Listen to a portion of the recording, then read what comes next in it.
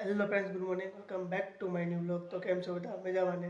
તો ફ્રેન્ડ્સ, અત્યારે જવાનું છે હોસ્પિટલ. 2 દી પહેલાં આપણે હોસ્પિટલ જઈને આવ્યા હતા, ખંજવાળની દવા લઈને આવ્યા હતા. તો ખંજવાળ તો મટી ગઈ હતી, પણ થોડાક પોટલા આખા શરીરમાં થઈ ગયા છે.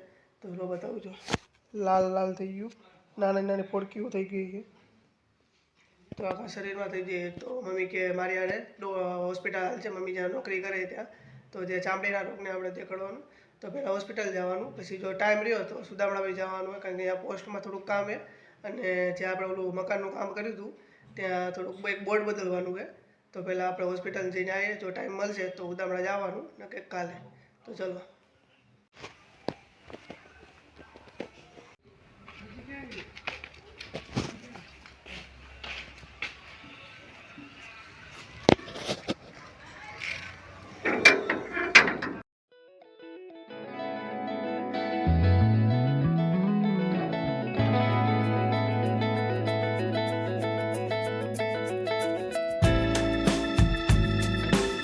તો ફ્રેન્ડ્સ, દવા લઈ લીધી છે, હવે જવું ઘરે.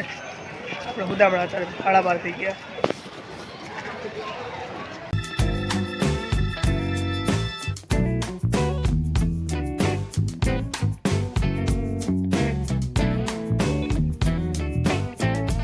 તો ફ્રેન્ડ્સ, આપણે પહોંચી ગયા છીએ મામાના ઘરે.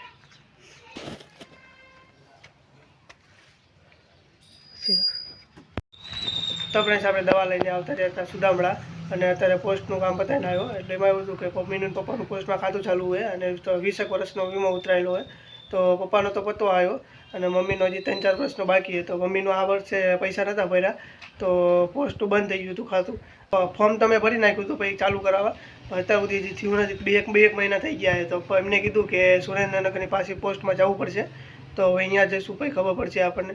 તો અત્યારે તો જે આપણે લાઇટ ફિટિંગ કર્યું હતું અહીંયા જવાનું હોય, કારણ કે અહીંયા કંઈક એમને દિવાલ ઉપર ટાઇલ્સ લગાડવી છે. તો એ આપણે બોર્ડ ખોલીને એમને ટાઇલ્સ લગાડી દઈએ છે. એક લાઇટ ઉડી ગઈ છે, તો એ બી ચેક કરવાની. તો પહેલાં જઈને આપણે આવી ગયા હતા કામ ઉપર. અમને આ 2 બોર્ડ કાઢવાના છે. અહીંયા ટાઇલ્સ આવશે ને, તો આવી, તો એટલા માટે બોર્ડ કાઢવાના, પછી એમને ફિટ કરી દેવાના. અને એ 4 બોર્ડ કાઢવાના, લાઇટનું પ્લગ અને બોર્ડ. અને એક આ લાઇટ ચેક કરવાની, ચાલુ નથી થતી. તો આપણે પહેલાં કરી લઈએ લાઇટ. આ છેલ્લે ને, હા એ જોઈ લઉં. તો પહેલાં MCB ચાલુ કરી લઈએ.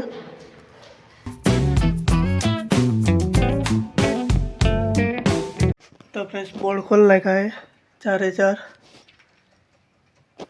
આમને ટાઇલ્સ લગાવવાની, તો એટલે બોર્ડ ખોલવાના હતા. તો ખોલી નાખ્યા છે.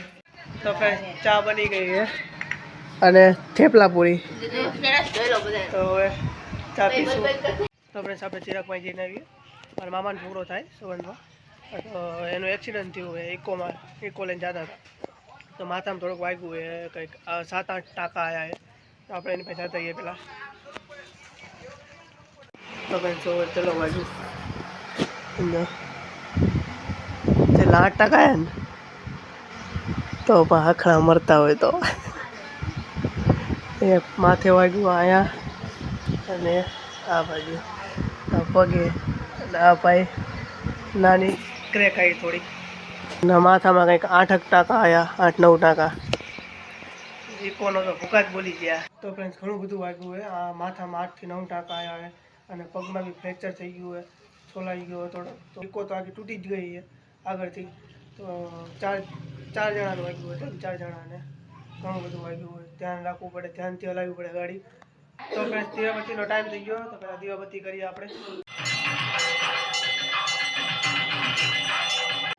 તો ફ્રેન્ડ્સ, આપણે મારે મચ્છર ઢગલો જ છે અહીંયા. તો મામાના ઘરે આવવાના, માખી જેવડા મચ્છર. તો આ તો બધાને ફટાઈ જ દેવાના, દેખાય એટલી જ રાહ. તો ફ્રેન્ડ્સ, જમી લીધું હોય, અને હવે 2 ગોળી લેવાની છે, અને એક ટ્યુબ લગાડવાની. 2 આ ગોળી છે, અને આ ટ્યુબ છે. તો આ ટ્યુબ તો આખા શરીરમાં લગાડવાની છે, અને 2 ગોળી લેવાની. તો પહેલાં ગોળી લઈ લઈએ, પછી ટ્યુબ લગાડીએ આપણે.